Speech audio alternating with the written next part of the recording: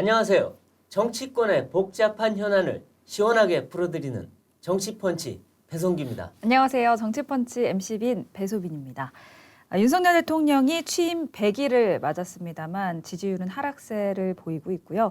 또 여당인 국민의힘이 비대위를 출범시켰지만 이준석 전 대표는 효력 정지 가처분 신청을 한 상황입니다. 대통령실과 여당 앞으로 어떻게 흘러가게 될까요? 네, 오늘은 국민의힘 혁신위원회 부위원장을 맡고 계시는 조혜진 의원을 모시고 네. 현안에 대해서 자세히 얘기 나눠보겠습니다.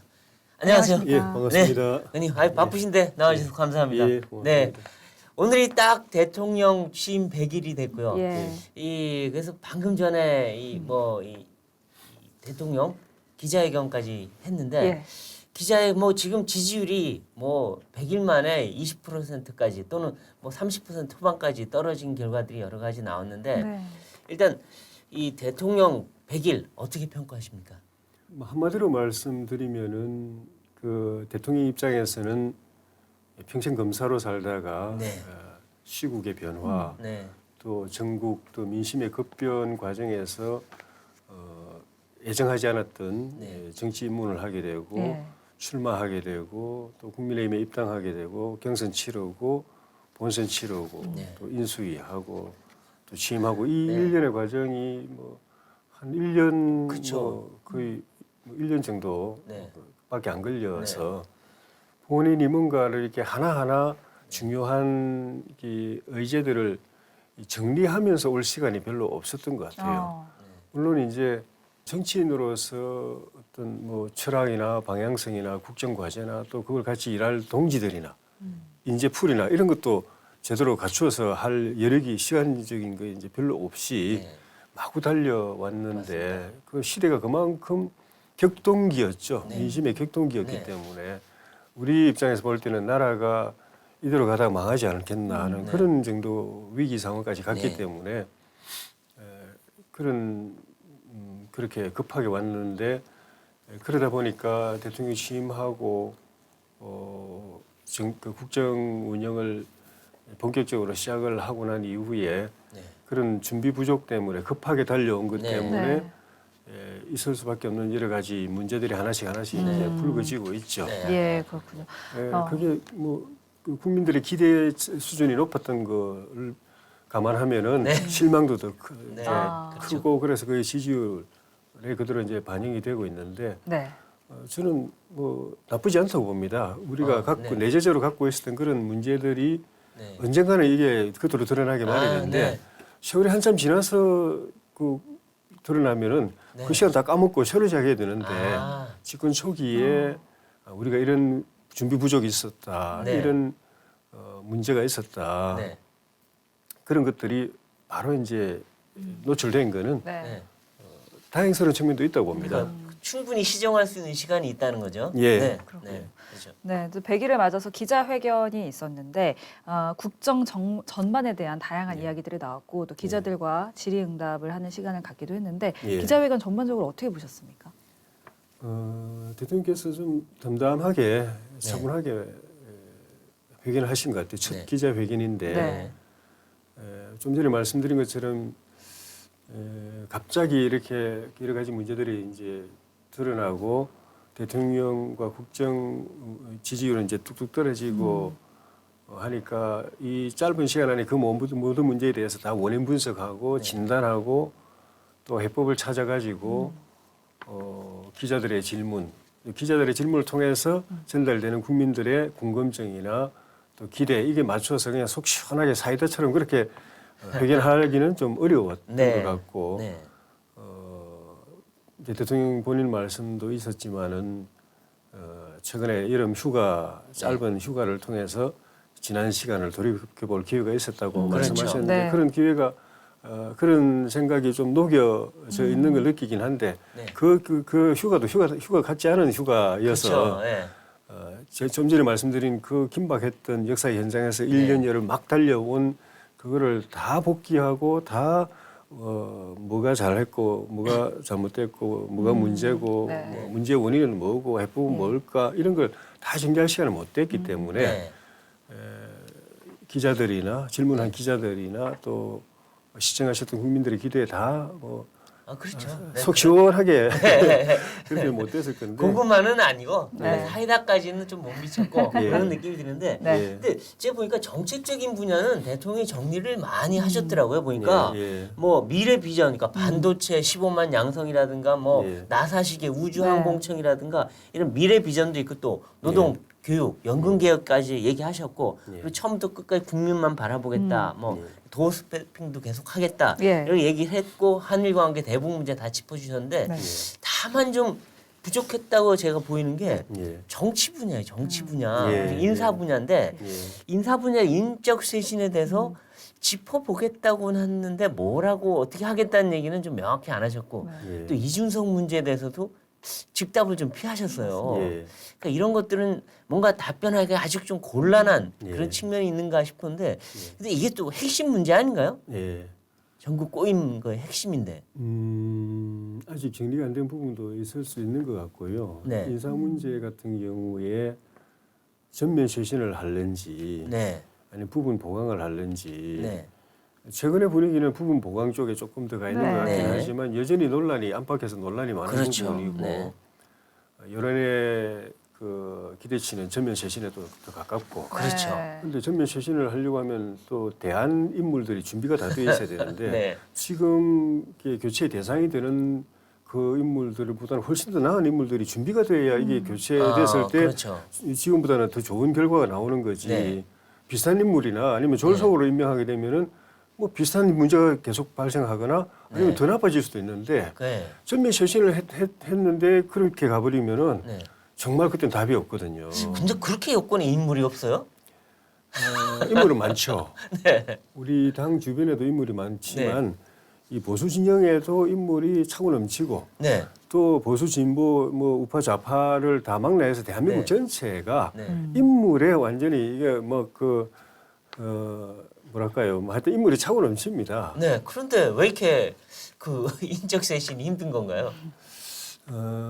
개인적으로는 네. 옛날에 뭐 김영삼, 김대중 대통령 같은 분은 평생을 정치를 해오면서 정치 인력 인재뿐만 아니라 사회 각계각층의 수많은 인연과 네트워크가 있고 네. 잠재적인 예비 인재들을 다 확보를 하고 있지 않습니까? 아, 그렇죠. 그 얼마든지 골라 쓸 수 있는 네. 그런 위치에 있는데도 인사가 망사라는 이야기 그때부터 나왔거든요. 아, 네, 네. 인사가 그렇게 예의치 못해서 거기서 사고 나서 정권이 이렇게 힘들어진 일이 많았는데 네. 임 대통령 평생 검사로 사셨잖아요. 네. 같이 지낸 분들도 평생 검사들이었고 본인이 아. 아는 분들도 검사들이었고 음. 그 영역을 벗어나면은 정치권 인재든 학계 인재든 경제계 인재든 문화예술계 인재든 그 폭이 네. 그렇게 넓다고 볼 수가 없습니다. 네. 그리고 정치권도 이른바 소 윤핵관이라고 하는 예. 좀 측근 그룹들에 너무 한정돼 있다 이런 예. 얘기들이 나오니까 예. 거기서 좀 풀을 넓혀야 되지 않을까 싶은 생각은 들어요. 그럼요. 그래서 사실 대선 과정에서 본인이 약간 그 설화를 겪기는 했지만 네. 전두환 리더십을 이야기를 했었지 않습니까? 네. 전두환 대통령 본인 평생 정치 그 군인 생활했고 네, 그렇죠. 그 위에 경험에 뭐 국정운영 경험도 없고. 예. 그걸 본인이 스스로 잘 알았기 때문에 아, 자기가 네. 만기 칠남을 할 욕심을 안 부렸다. 아, 네. 근데 대한민국은 인재가 많은 나라이기 때문에 각계각층의 유능한 인재들, 에이스들을 발탁을 해가지고 네. 국정을 맡기고 권한 위임하고 네. 또 전권을 주고 소신껏 일 다 하게 해주고 대통령은 문제가 생기면 그걸 해결해주는 방패막이나 아니면 병국 역할 네. 해줘서 그 시기에 그 각자 맡은 네. 분들이 일을 잘했다. 네. 나도 그렇게 하겠다고 그렇게 말씀하셨는데 네. 전두환 이 대통령을 인용하는 바람에 조금 뭐 그렇죠. 논란이 뭐. 있었는데 네. 그 문제인식 자체는 그는 옳은 거거든요. 네, 네. 그런데 아직은 그게 그때 국민께 약속한 그런 인사, 네. 탕평 인사, 광폭의 인사, 네. 대한민국의 에이스들을 다 끌어모아서 드림팀을 만드는 K 네. 드림팀을 만드는 그 인사는 아직은 안 이루어지고 있는데 아, 네. 이번 그 인사 논란을 계기로 해서 그걸 다시 복귀하고 네. 그 인재 많은 대한민국에서 네. 에이스들을 다 모아가지고 드림팀을 네. 만들어서 제대로 한번 출범하는 네. 그걸 꼭 조만간 좀 보여주셨으면 좋겠습니다. 네, 그렇군요. 사실 이제 100일을 한번 쭉 돌아보면 사실 집권 초기만 하더라도 한미 네. 정상회담도 잘 했고 재난지원금 지원도 예. 일사천리를 추진을 하면서 좀 분위기가 좋았거든요. 예. 그런데 이제 최근 들어서 여러 가지 논란들도 있고 예. 또 2030 세대들에게 지지를 받은 그 대선 당시 공약들이 예. 좀 제대로 추진이 안 되고 있다 이런 목소리도 나오고 있습니다. 예. 그러니까 뭐 기득권 챙기기 위한 싸움만 있다.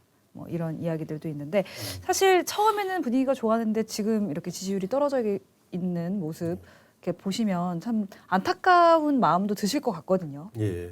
처음에 분위기 좋은 건 그건 말 그대로 컨벤션 효과죠. 네. 대통령 뭐 집권하자마자 바로 국정의 성과를 낼 수는 없는 거니까 네, 성과를 그렇죠. 보고 사람들이 박수 쳐준 게 아니고 기대감이죠. 우리가 네. 뽑은 대통령이라 이 사람을 통해서 저 꿈에도 그리던 정권 교체 이뤄냈다. 네. 그것 때문에 참 희망을 걸고 잘 해주기를 바라고 하는 그 민심이었지. 그 취임한 지 뭐 이제 일주일, 한 달 뭐 이래 되는데 성과가 있을 리는 없는 것이고. 네.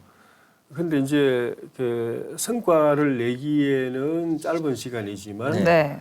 이 앞으로 이게 국정의 운영이 어떻게 돼갈 것 같다. 네. 대통령의 전국 운영이 어떻게 돼갈 네. 것 같다. 또는 이 새 출범한 정부가 일을 잘할 것 같다, 못할 것 같다 이런 걸 가늠하기에는 또 그 인상 효과는 금방 형성이 되는 거거든요. 그렇죠.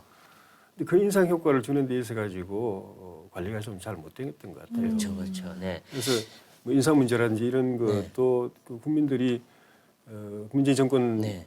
바꾼 게 그 내로남불 그 지긋지긋해가지고 그랬는데 지난번 그 문재인 정권 인사하고는 확연하게 좀 다르기를 기대했는데 네. 정권이 바뀌었는데도 청문회 없이 또 네. 그 임명되는 일이 또 생기고 네. 물론 그게 이제 야당 탓도 있습니다만 물론 네. 있죠. 이 청문회 자체 그 국회 자체 구성이 안 되고 구성이 안 공개성이 됐죠. 안 되니까 네. 청문회 열 수가 없고 네. 그런 거 있지만 국민들은 그냥 세세한 건 모르고 어쨌든 지난 얼마 전까지 봤던 문재인 정권에서 봤던 그 장면이 또 리바이벌 되니까 네. 그리고 뭐 청문회 열려도 보고서 채택이 안 된다든지 했는데 네. 또 임명되고 네. 그런 분들이 또 중간에 또 청문회도 못 하고 낙마하는 일도 생기고 그렇죠. 또 뭐 저 청문회 없이 또 임명됐는데 여러 가지 또 실수를 저질러서 그렇죠. 뭐 아직 100일도 못 됐는데 그냥 그만두는 장관이 네. 생기고 이런 것들이 이런 거 보자고 우리가 정권 바꾼 거 아닌데 네. 그런 것들이 이렇게 지지율에 부정적 영향을 줬고 무엇보다도 우리 정권 교체에 표를 던진 48.65% 가운데 한 25% 정도는 고정적인 우리 국민의힘 지지자들 네. 보수 지지자들이지만 나머지 분들은 중도층이나 그렇죠. 아니면은 뭐 합리적인 진보계층이나 네. 또는 2030 세대 또는 호남의 네. 일부 그런 분들이 정권 교체를 위해서 우리 쪽에 네. 합류한 거거든요. 네. 그러니까 원래 고정적인 우리 지지층이 아니었습니다. 네. 근데 이 층은 굉장히 불안정한 지지층이기 때문에 네. 잘하면 계속 이렇게 지지를 보내지만 못하면 금방 언제든지 떠날 네. 준비가 돼 있는 계층인데 거기서부터 문제가 쭉 네. 빠져나간 것 같아요. 네. 그 이제 지금 뭐 최근에 가장 큰 논란은 결국 이준석 대표와 문제 예. 그리고 또 당내 불화 뭐 이런 것들이 클 텐데 예. 이준석 대표와 윤 대통령 간의 관계가 뭐 대선 때도 반드시 좋지만은 않았지만 예. 이번에 이게 사전에 좀 이렇게 조정할 가능성은 없었을까 이런 아쉬움이 좀 있어요. 예. 아까도 질문에 대해서 대통령께서 답변을 안 하셨잖아요. 안 하셨죠. 그러니까 네. 그게 무대응하는 게 좋다는 그런 정무적 판단도 있었을 수도 있다고 봅니다. 네. 이준석 대표가 대통령을 직접 공격하고 있는 상황이기 때문에 그러니까요. 가만히 있어도 공격하는데 뭐 말 한마디 나가서 꼬투리라도 잡을 거리가 생기면 바로 공격할 거기 때문에 네. 답변을 하고 싶은 말씀이 없지 않아도 네. 그냥 안 하시는 게 좋은 그런 측면도 저는 있다고 보는데 네. 국민들이 기대한 거는 네. 그거보다는 조금 더 나아가서 네. 대통령께서 이렇게 푸근하게 네. 꼭 뭐 구체적으로 뭐 디테일하게 말씀 안 하시더라도 이 풍기는 분위기나 이게 마음 네. 네. 마음까지 이게 푸근하게 감싸 안는 네. 이해하고 또 막 또 본인도 그 공격받는 심경이 괴롭지만 네. 그 본인이 그 사귀고 이렇게 넉넉한 품을 보여주는 것을 네. 보고 싶어 하셨을 거라고 봅니다. 아, 네. 그렇죠, 그렇죠. 그거는 좀 아쉬워요. 네. 네. 근데 이제 뭐 우리 이제 의원님 얘기부터 좀 하면 네. 의원님이 지금 이제 혁신위원회 부위원장을 맡고 계신데 예. 이 이준석 대표가 지방선거 끝나자마자 만든 조직인데 이 예. 대표가 저렇게 이제 대표직에서 밀려나게 되니까 예. 이 혁신위의 위상도 어떻게 되느냐 네. 좀 궁금해하는 분들이 있는데 혁신위는 어떻게 되는 겁니까 지금? 잘 가죠. 아 거기에 흔들리지 않고 예, 내려간다. 지금 말씀하신 그 논란은 네. 이 대표가 직무정지되고 나서 나온 논란이 아니고 네. 처음에 혁신위가 출범할 때부터 나온 논란이었습니다. 아. 뭐 이 대표 사조직이 아니냐는 뭐 네, 이런 이야기부터 그렇죠, 그렇죠. 이 대표의 정치적 그 위상에 따라서 이것도 같이 연동되는 거 아니냐. 네. 그때부터 나왔었는데 네. 일단 이거는 이 대표 사조직도 아니고 당대표 자문기구도 아닙니다. 아, 네. 당은 당규에 근거를 두고 그 최고위원회에서 공식 의결을 통해서 출범한 당의 공식 기구입니다. 네. 그러니까 그거는 당 대표가 어떻게 되느냐 관계없이 계속 지속되게 돼 있는 것이고 네. 지금 우리 국민들이 볼 때 우리 당의 모습이 딱 혁신하기 좋은 당, 혁신을 꼭 해야 되는 그런 모습이죠 지금. 혁신이 절실히 필요한 네. 당의 모습이잖아요. 네. 우리가 안 했더라도 네. 다른 그 계기로 해서 혁신이가 만들어졌어야 되고 그렇죠. 비대위에서 혁신을 또 만들었겠죠. 예, 네. 만들었어야 되고 그러니까 중요한 거는 이제 혁신이 동력을 받느냐 못 받느냐 네. 또 국민들이나 당원들이 기대하는 그런 당의 변화를 만들어내는 이 그 역할을 제대로 하느냐 못 하느냐 그게 네. 핵심이고 그거를 못하면은 뭐 이준석 대표가 아니라 뭐 온 국민이 밀어줘도 그 네. 혁신위는 그냥 흐지부지 사라지는 거고 네. 역할을 제대로 하면은 누가 흔들고 싶어도 못 흔듭니다. 그렇죠. 예. 근데 혁신위에서 지금 이렇게 당이 어수선하고 뭐 내분 상황이 있는데 예. 어떻게 혁신 방향을 잡고 계십니까? 어떻습니까? 일단 처음에 시작할 때 저희가 네. 15분의 혁신위원이 전원이 네. 그 우리 당의 여러 가지 문제에 대한 진단 네. 그리고 혁신 방향과 과제 네. 각자 준비해서 그렇죠. 모두 6시간 반 동안 맞습니다. 그 마라톤 토론을 통해서 각자 발제를 했어요. 그렇죠. 위원장님만 안 하시고 아, 14분이 저 포함해서 네. 발제를 했고 네. 그걸 가지고 이제 분야를 세 분야로 나눠서 소위원회를 3개 만들었고 아, 네. 그 소위원회별로 지금 이제 구체적인 네. 그 혁신안을 만드는 이제 작업이 진행 중이고 아, 네. 혁신위 활동 기한은 뭐 올 연말까지 기본적으로 이제 네. 잡혀 있는데 이달 8월 중에라도 우선적으로 준비된 혁신안을 발표를 하려고 지금 아, 하고 그렇죠. 있고요. 그래야죠. 지금 시급한 예. 상황이에요. 예. 네, 그렇군요. 그리고 이제 비대위의 그 사명 역할 중에 중요한 그 역할로서 당 혁신 네. 그거를 이제 스스로 주창을 했고 네. 그걸 실제로 그 이행해내는 네. 조직은 또 혁신위원회이기 때문에 그렇죠. 혁신위원회가 잘 해줘야 비대위도 성과를 낼 수가 있다. 그렇죠. 그래서 손발 맞춰 잘 하겠다고 비대위원장이 또 공개적으로 또 이야기를 했습니다. 네, 그렇군요. 네, 이제 의원님께서는 비대위를 제일 먼저 주장한 예. 분이시다 이렇게 말씀을 맞습니다. 해주셨고 또 이제 이준석 대표의 복귀를 주장하는 이른바 예. 그 상생 당원 개정안을 예. 또 내시기도 했습니다. 그러면 비대위와 그 이준석 전 대표의 복귀가 예. 양립할 수 있다 이렇게 보신 건가요? 그럼요. 그러니까 이 대표가 직무정지돼 가지고 당대표 공백이 생겼을 때 네. 그럼 이 공백을 뭐 어떻게 메꾸느냐에 대해서 여러 의견들이 나왔거든요. 네. 어떤 분들은 빨리 전당대회에서 당대표 새로 뽑자. 네. 저는 그건 불법이다. 아. 안 된다. 네. 당대표가 없어졌으면 모르겠지만 직무는 정지됐지만 대표 자체는 살아있고 1월 9일 날 복귀하게 돼 있는데 네. 당대표를 새로 또 이미 뽑혀져 있는 이준석 당대표가 네. 있는데 또 전당대회에서 당대표 뽑으면 이 당이 뭐냐. 당대표 네. 전당대회에서 뽑은 당대표 2명이 있는 네. 그런 그건 불법이고 말도 안 되는 거고 네.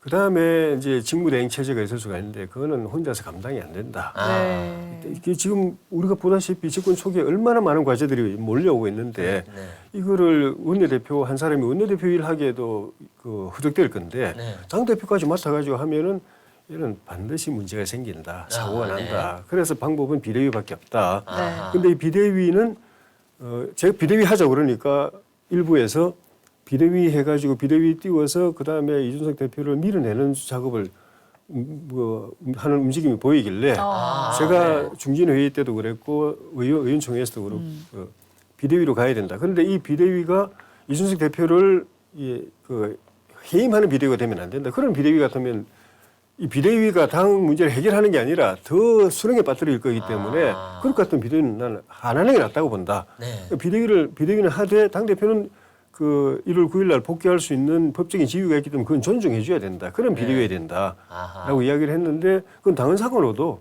맞는 이야기입니다. 우리 당헌이 지금과 같이 당 대표가 살아있긴 살아있고 1월 9일 날 돌아올 수 있게 돼 있는데 그 6개월 동안 직무는 정지돼 있는 이런 상황에 대한 그 규정이 전혀 없어요. 없을 수밖에 없죠. 민주당도 그런 거 없습니다. 왜냐하면 우리 헌정사에 당 대표가 전당대회에서 그 선출된 임기를 가진 당 대표가 윤리위 징계로 직무 정지되는 예가 없기 때문에 그런 일이 생기면 당 지도 체제는 어떻게 하고 이런 걸 규정할 수가 없어요.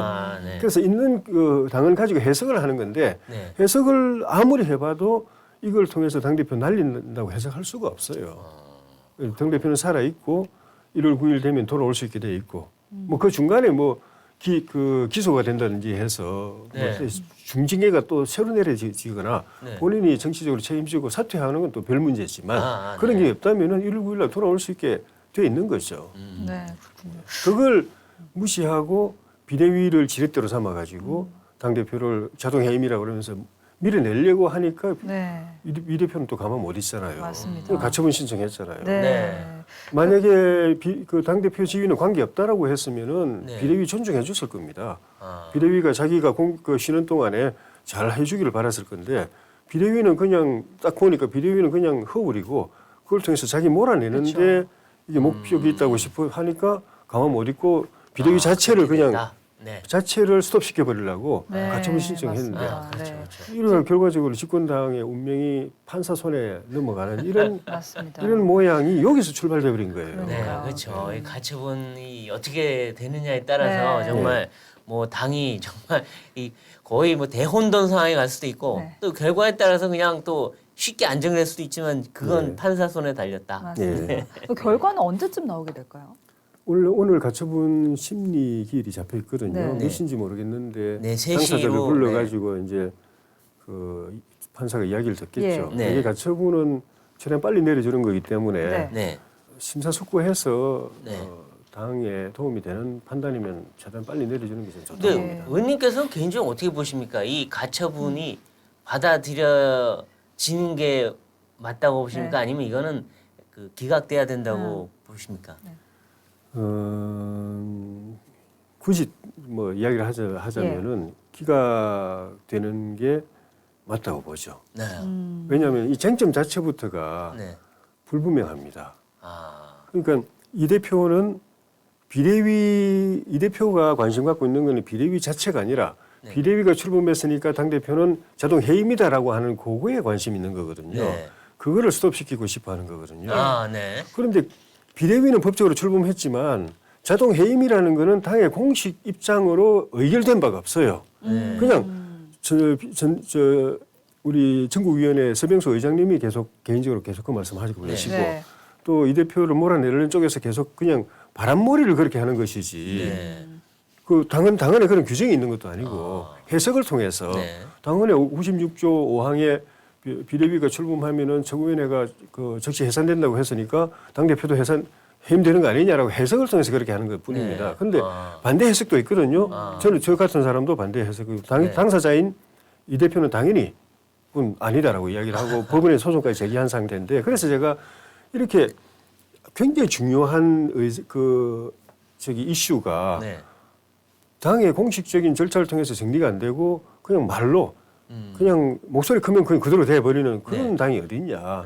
그래서 지난주 금요일에 상임정국위원회가 열렸을 때 상임정국위원회가 당헌 유권 해석 기관이거든요. 저도 이제 상임정국위원회여서 거기서 그 현장에서 제안을 한 겁니다. 이렇게 말로 자동 해임이다 아니다 그럴 게 아니고 결론을 내려줘야 된다. 그래서 우리 당헌 96조 5항을 그렇게 해석할 수 있는 건지 아닌지 유권 해석을 하자.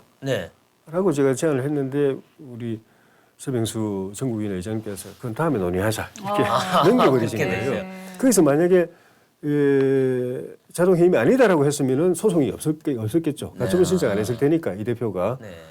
그런데 만약 거기서 자동 해임되는 게 맞다라고 유권 해석을 내렸으면은 그런 판사가 이제 판단할 이제 거리가 생긴 거죠. 네. 공당이 유권 해석을 통해서 공식 입장으로 이렇게 딱 정했기 때문에 그것이 잘 해석한 거냐 잘못 해석한 거냐라고 판단할 수 있는 근거가 생겼잖아요. 네. 공식적인 이슈가 지금 쟁송거리가 생겼잖아요.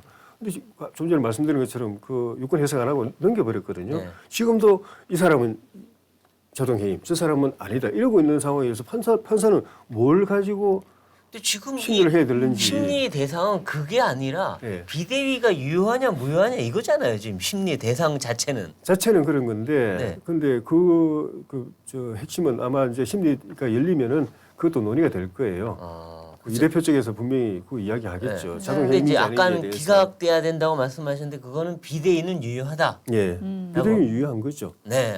그걸 왜냐하면은 이 대표 쪽에서는 최고위원들이 사퇴해놓고 네.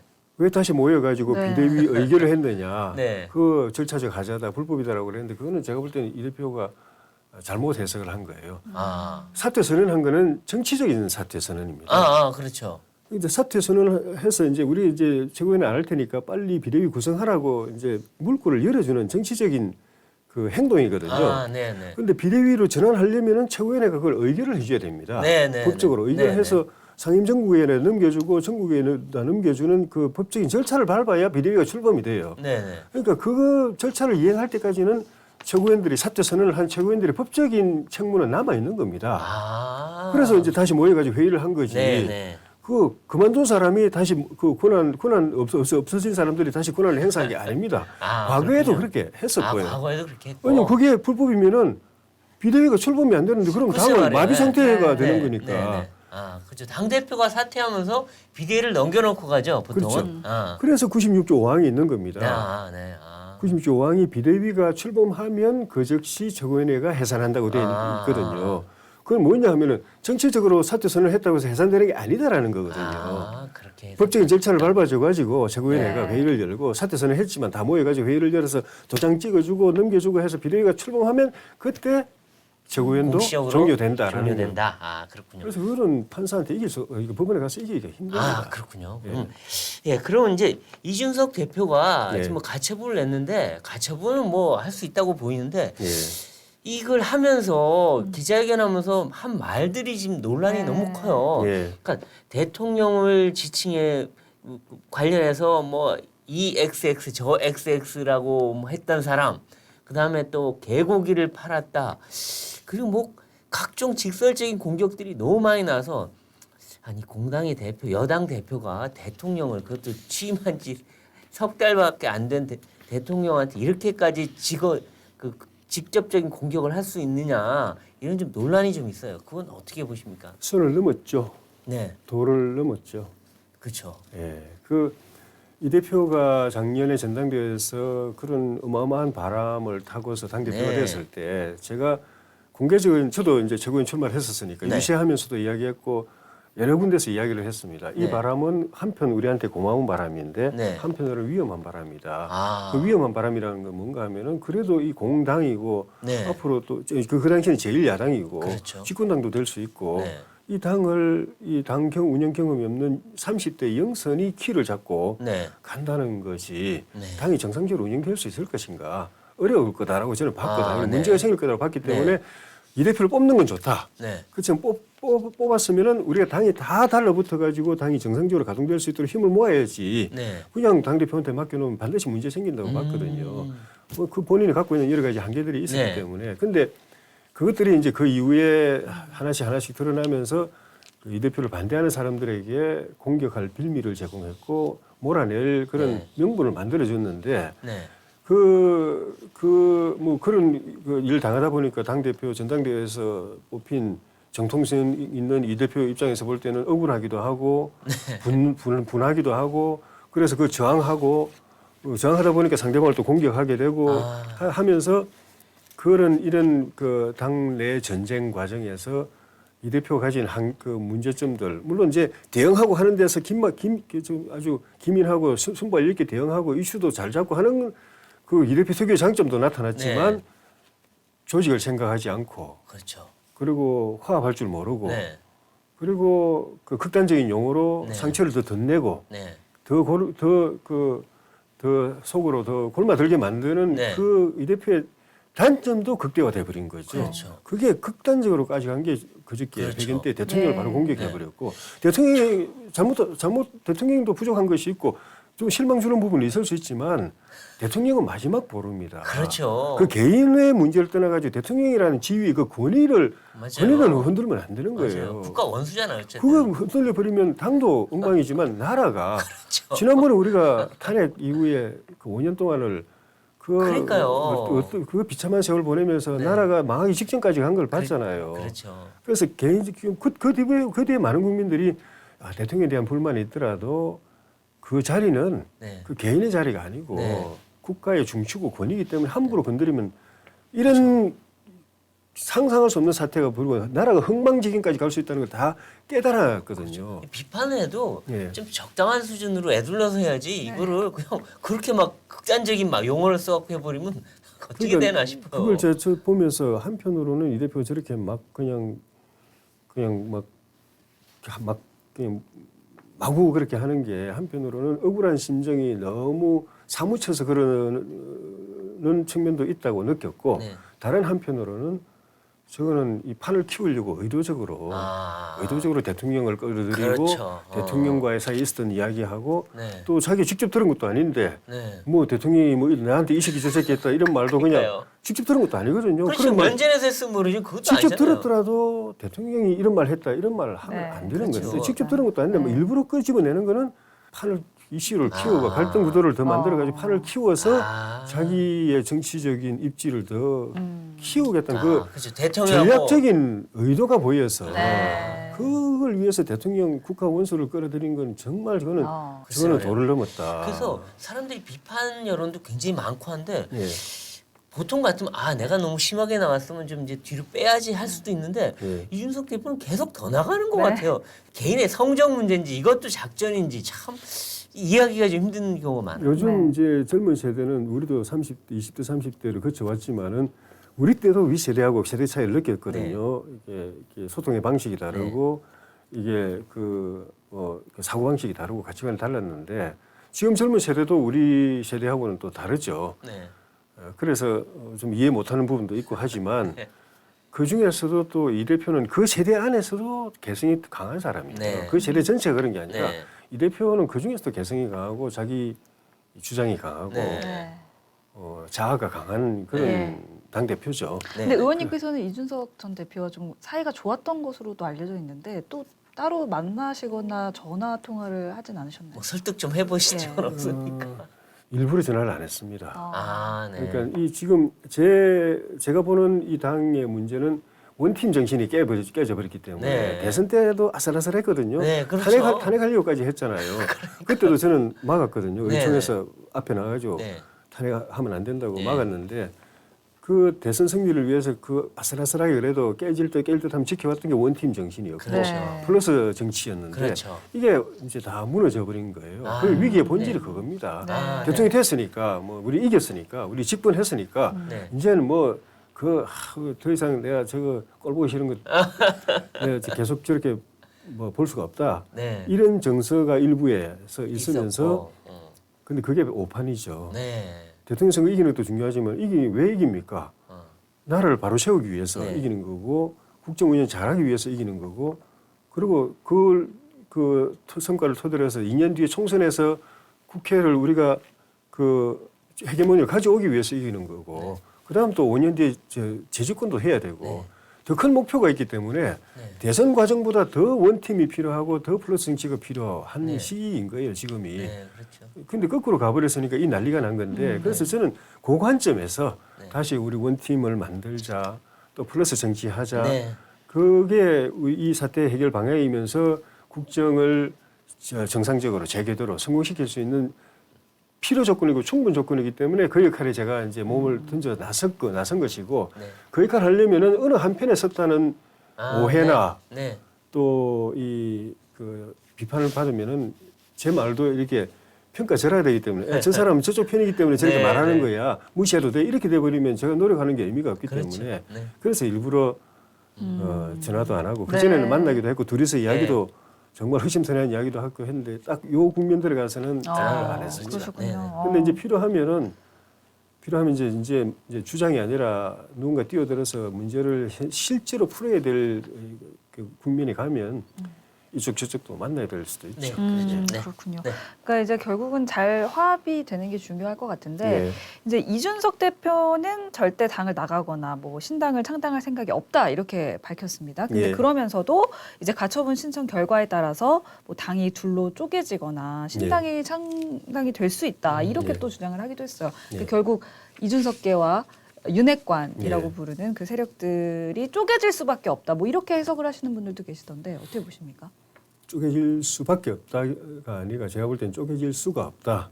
쪼개질 수가 없다. 쪼개지면 둘 다 망하기 때문에. 둘 다 망하기 때문에. 지금은 서로 안 보려고 하고 네. 네. 뭐 서로 찢어지려고 하지만 네.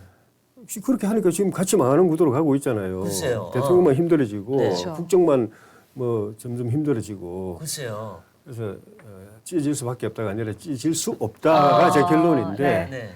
이 대표가 이야기하는 거는 가처분 신청이 받아들여져서 비대위가 그 해체돼 버리면은 자기가 당 대표로서 다시 살아나게 되고 네. 돌아올 수 있게 되고 돌아와서 당을 키를 잡으면은 자기를 몰아내려고 하는 저 사람들이 이 당에서 못 견딜 거기 그래서 때문에 신당서를 나가서 얘기하는 거죠. 윤핵관 당을 만들 거다 네. 그 네. 이야기고 만약에 이 가처분이 안 받아들여져서 자기가 이게 자동 해임이 되면 네. 어떻게 할 거냐? 네. 나는 안 나갈 거다. 이렇게 이야기하고 있잖아요. 그렇죠. 예, 나는 그런 상황에 오더라도 안 나가겠지만 내가 주인이다 이거죠. 예, 네. 그런 상황에 오더라도 안 나가겠지만 가처분이 받아들여지면 저 사람들은 나갈 거다. 근데 저 사람들도 안 나갑니다. 그렇죠. 그렇죠. 아니, 예. 글쎄 그런 얘기 자꾸 나와요. 그러니까 예. 그 윤 대통령이 친윤 세력을 중심해서 본인의 이 중심의 당을 새로 만들 거다 하는데 예. 저희가 봐도 굳이 그래야 될 이유가 뭐가 있나요? 지금도 윤석열 대통령과 가까운 사람들이 주도하는 당이잖아요. 그렇죠. 예. 그러니까 근데 그 얘기를 자꾸 이제 그 이준석 대표가 흘리는 거는 예. 뭐 가처분 인용을 자꾸 강조하면서 내가 중심에 있다 이 얘기를 강조하고 싶어하는 네. 것 같긴 해요. 그런 맞습니다. 네, 그리고 이제 뭐 본인이 의도했는지 모르겠지만 은연중에 이제 노무현 대통령 때 네. 노 대통령 친노 세력이 당내 이 과거 민주당 세력하고 그렇죠. 이렇게 될 때 대통령 세력이었지만 나가서 그냥 열린 그렇죠. 의당 열린 만들어 의당을 버렸다. 만들었죠. 그 얘기를 하는 약간 것 뭐 같아요. 그런 이야기 하고 싶어하는 것 같은데. 그래서 탄핵 역풍으로 살긴 했지만 잘못하면 망할 뻔됐어요. 예. 사실은. 그리고 그건 하던 사람들이 하는 거지. 네. 우리 보수 정당은 그런 거 잘 안 합니다. 그렇죠. 근데 예. 이게 왜 그런지 모르지만 유승민, 이준석 이 두 분의 지지율이 다른 예. 분보다 더 높다. 예. 그래서 신당하면 그 신당이 더 지지율이 높다. 뭐 예. 이런 얘기를 또 하는 분들이 있는데 네. 근데 그 내용을 잘 들여다보면 주로 다 야당 진보층들이 다 지지를 하더라고요. 예. 그거를. 그러니까 그걸 잘못 해석하면 안 될 것 같기도 해요. 지금보다도 더 어려웠을 시기가 자유한국당 시기였거든요. 네. 그때 우리는 지금 이제 집권이라도 했지만은 네. 또 뭐 50% 가까운 표를 한번 확인도 까보기도 했지만은 그때 자유한국당은 완전히 바닥이었잖아요. 그렇죠. 그때 예, 바른정당이 네. 그 바른정당이 창당되기 전에 네. 신당이 창당되면 네.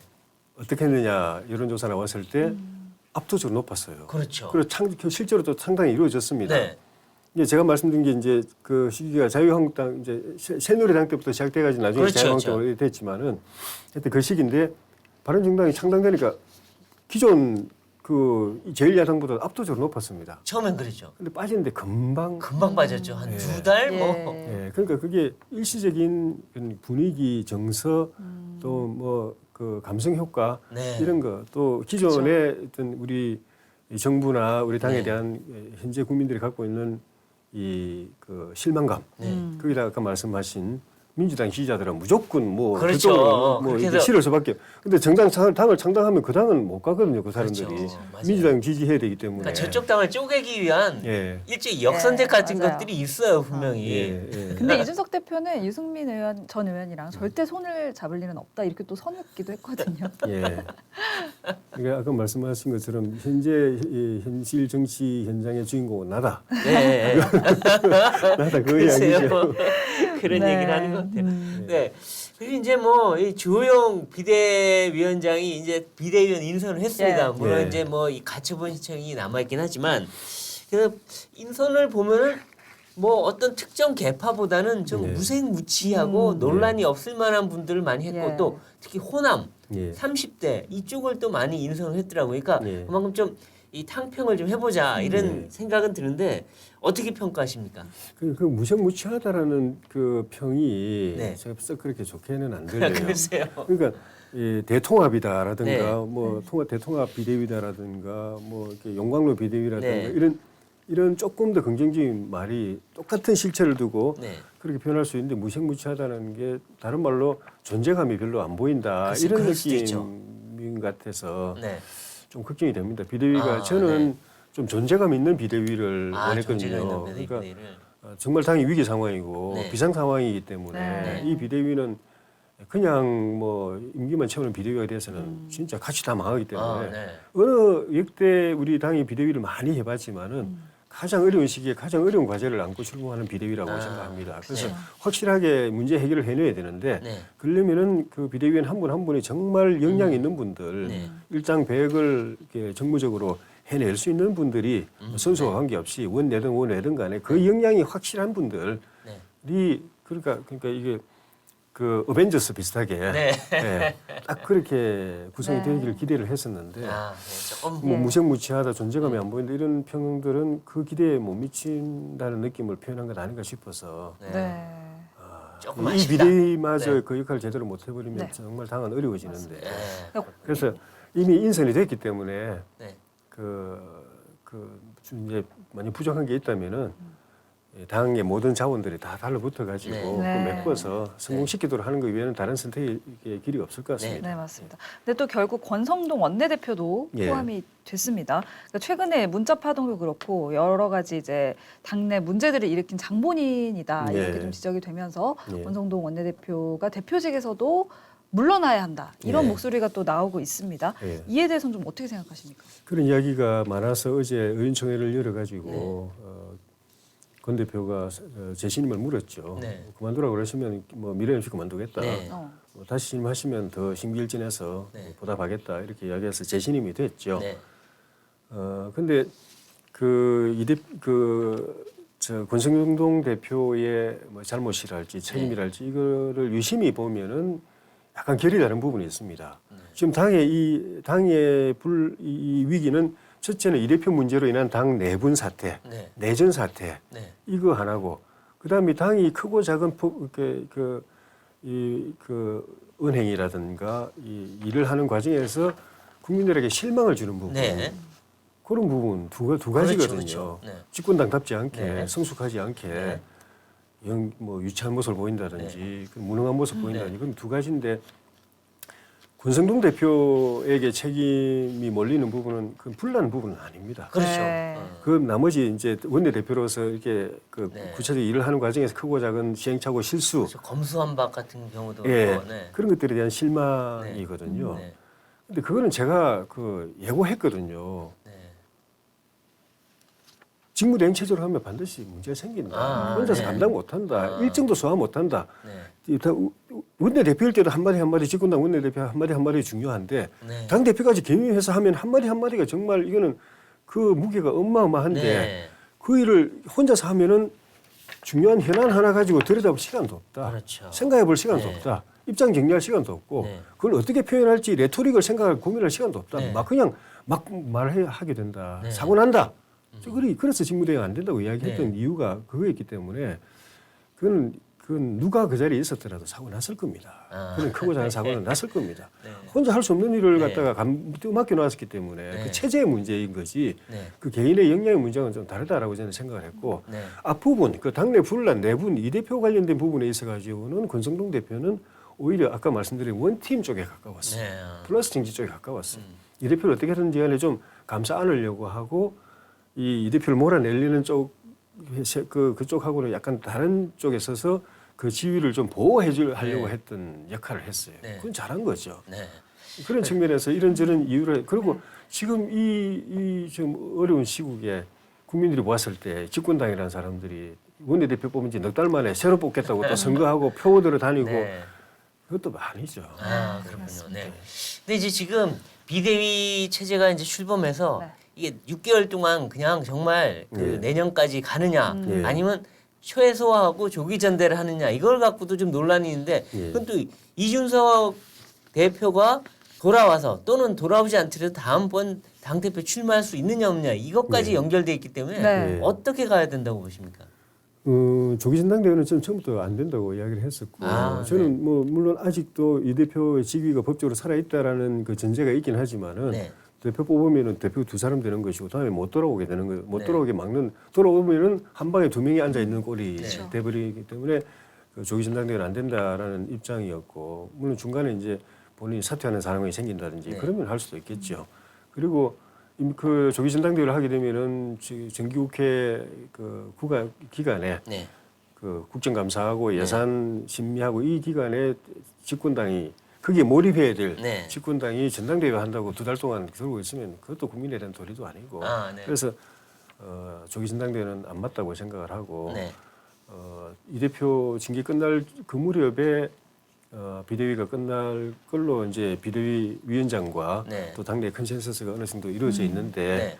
그때 그러면 이 대표 첫째는 이 대표가 그 복귀할 수 있느냐 네. 당 대표직이 그때까지 살아 있느냐 네. 그거는 이제 그 법원 이제 결정도 또 봐야 되고 아니 법원이 기각을 한다면 예. 그런 이제 비대위가 살아 있고 6개월까지 가면 그 다음에는 또 이준석 대표의 당원권 정지도 끝나고 예. 그러면 출마도 할 수 있는 거 아닌가 싶기도 해요. 출마가 아니라 그러니까 첫째는 이제 그냥 복귀할 수 있느냐 네. 뭐 지금 분위기는 막 그냥 자동 글쎄요. 해임으로 몰아가 버리니까 해임으로 몰아가고 기각이 복귀가- 되면 더 이상 뭐 예. 제로의 여지가 없어져 버리니까. 예. 그래서 복귀가 아니면은 이제 전당대회에 출마 자격이 생기는데 네. 그렇게 안 돼야 되지만 지금 이렇게 무리하게 비대위 네. 띄워놓고 당헌을 뭐 이렇게 뭐 일방적으로 해석해가지고 이 대표를 어떻게든 쫓아내려고 하는 사람들의 기세가 그때까지 남아 있으면은 네. 아마 출마도 못하게 또 아, 네. 당헌 당규를 뭐 개정한다든지 뭐 이래가지고 출마 그럴 수도 자격을 있다. 원천 박탈하려고 하는 그런 것도 있을 수가 있다고 보는데 네. 그렇게까지 가기 전에 당 내분이 빨리 수습이 돼야죠. 네. 그때쯤이면. 네. 이제 시간이 많이 되는데 마지막으로 한 가지 예. 이준석 전 대표가 예. 윤석열 대통령과 극적으로 화해할 수 있는 또는 이 분란을 봉합할 수 있는 그런 길이 있을까요? 저는 아까 말씀드렸잖아요. 찢어질 수밖에 없다가 아니라 네. 찢어질 수 없다. 아, 네. 대통령과 헤어지고 등지고 갈라질 수밖에 없는 것처럼 지금들 보는데 네. 저는 갈라질 수가 없다. 아, 다시 손잡게 반드시 된다. 다시 손잡게 되고 다시 봉합이 되고 아, 다시 그렇군요. 이게 어떤 행토로든지 간에 아 그럼 대통령이 먼저 손을 내미는 건가요? 쌍방이 그래 해야 되지만 쌍방이. 아, 국민들은 대통령께서 그렇게 해주시기를 기대할 아, 겁니다. 불러서. 왜냐하면 대통령이 아. 어른이시고 나라의 네. 제일 큰 어른이시고 또 예전처럼. 힘 있는 분이시고 네, 또 이준석 대표는 인생을 배워가는 과정 네, 또 실수가 많을 수밖에 없는 시행착오가 네. 많을 수밖에 없는 정치를 배워가는 과정에 있는 네. 사람이고 대통령은 가장 큰 어른이시고 최고 지도자시고 네. 그래서 양쪽이 다 같이 이제 우리 같은 저희 같은 사람이 양쪽을 다 이제 같이 아, 이렇게 연결 할수 이렇게 있도록. 같이 네. 가까이 다가가도록 노력을 작업을 하겠지만은 네. 어떤 그 국민들이 겉으로 봤을 때는 네. 대통령께서 이렇게 아. 해주시는 거를 보고 싶어 할 걸로 생각합니다. 그 의원님께서는 당내 중진으로서 또 혁신위의 또 간부로서 네. 어떤 역할을 하실 계획이신가요? 국정 성공 제가 그 총선 때 공약한 것이 총선 당선시켜서 저 삼선 만들어 주시면은 정권 창출 반드시 해내겠습니다. 네. 네. 그리고 나라를 다시 세우는 데 앞장서겠습니다. 그러고 나서 당선돼서 그 당선 사례 플래카드를 네. 빨간 글씨로 네. 나라를 살리는 일에 몸을 던지겠습니다. 네. 라고 해. 그게 지금 저희 그 사무실에 지구상에 예. 벽에 그대로 걸려 있는데 정말 이거는 뭐 저 개인을 떠나가지고 역사적 사명이고 국민들이 바라는 거고 뭐냐. 윤석열 정부 성공해야 된다. 그렇죠. 그리고 우리 당 입장에서는 내년 총선에서 과반수를 얻어와서 네. 나머지 3년을 또 성과 있게 국정 그렇죠. 운영해야 된다. 그리고 나서 다시 또 정권 재창출해야 된다. 네. 그게 정치인으로서 또 저희 또 사명이기도 하고 네. 그럼 뭐가 그 조건이냐? 네. 그렇게 가는 과정에 이렇게 핵심 조건이 뭐냐? 아까 말씀드린 거죠. 원팀이 돼야 된다. 다시 네. 생각의 차이가 있고 정치 이해관계가 틀리고 네. 서로 뭐 속상한 일이 있어도 우리는 한 팀이라야 되고 한 팀은 기본이고 여기다 더 넓혀 가야 된다. 아, 원팀을 만들고 외연까지 확장하자. 플러스 정치를 해야 네. 된다. 네. 옵션 정치를 해야 네. 된다. 그걸 이루어 가는데 제가 역할을 그걸 다시 복원시키는데 네. 그러고 나서 그 바탕에서 대한민국의 수많은 인재들을 우리 윤석열 정권에 다 참여시켜 가지고 네. 에이스들이 여기에 그 타고난 인재들이 다 모여 가지고 네. 국정 운영을 맡아 가지고 이끌어가는 드림팀 네. K 드림팀을 아, 만드는 네. 것까지 네. 네. 네, 아, 좋은 말씀입니다. 역할을 하고 싶습니다. 네, 네. 알겠습니다. 네, 오늘 조희진 의원님과 함께 얘기 나눠봤는데요. 네. 아, 이 지금 그 윤석열 정부 어렵고 또 여당 내분에 휩싸였지만 원팀을 만들어서 네. K 드림팀을 만들어서 국정 운영 성공시키겠다는 결의를 다졌습니다. 네, 정치펀치 저희는 다음 이 시간에 더 화끈한 펀치로 돌아오도록 하겠습니다.